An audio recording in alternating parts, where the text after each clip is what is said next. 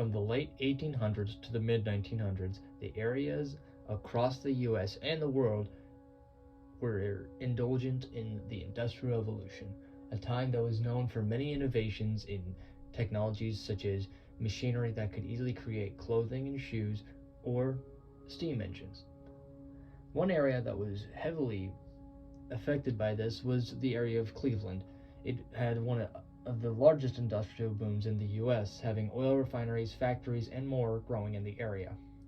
However, due to this boom, Cleveland and many other areas in the US had unforeseen consequences and seen consequences at the time that would have terrible effects on the then and now. Even to this day, we still have some effects caused by the Industrial Revolution.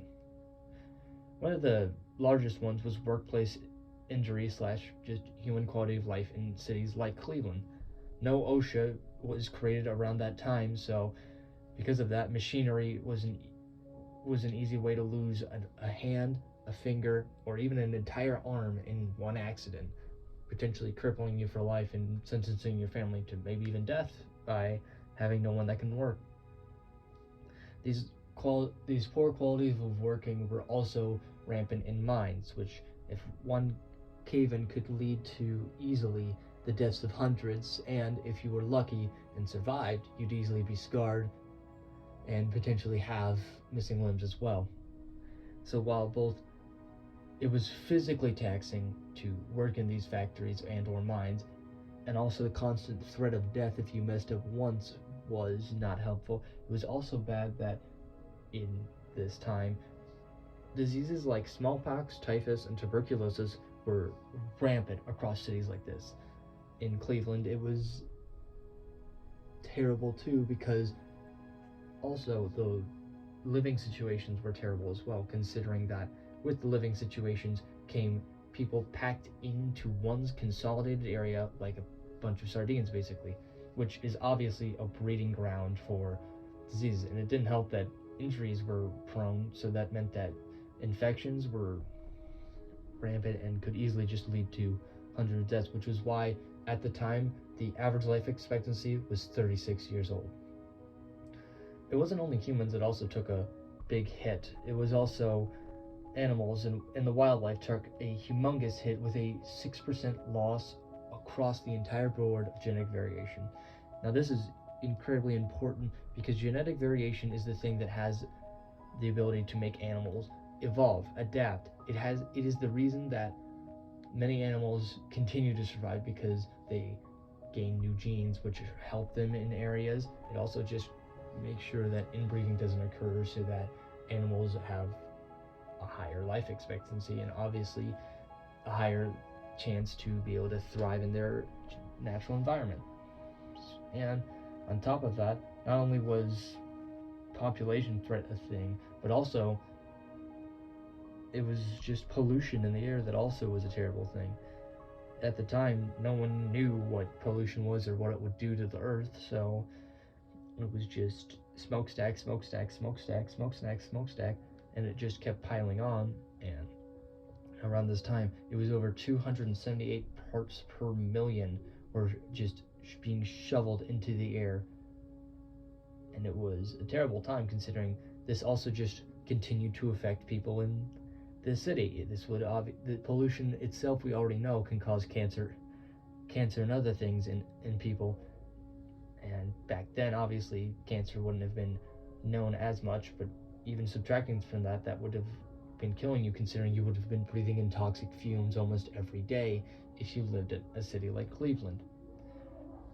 And with all these obvious downsides to the Industrial Revolution and just industry as a whole that came to places like Cleveland, yet also is the fact that in it draws heavy parallels to the idea of fracking, which is a huge topic of discussion to this day, even though it was made back in the 60s, with it being said that we shouldn't have fracking because it has land destruction, which draws parallels to animal laws.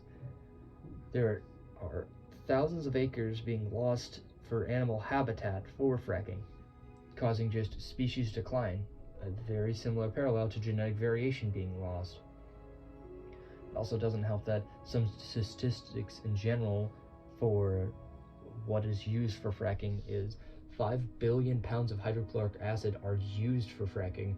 280 billion gallons of water waste are created in 2012 alone, might I add, only on fracking. That is, year by year, we are losing billions of gallons of water. And then 5.3 billion pounds of methane. That is insane considering the 2.7800 millions that was talked about before.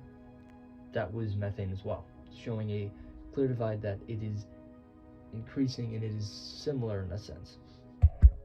And lasted into the early 1800s, transformed Europe and America.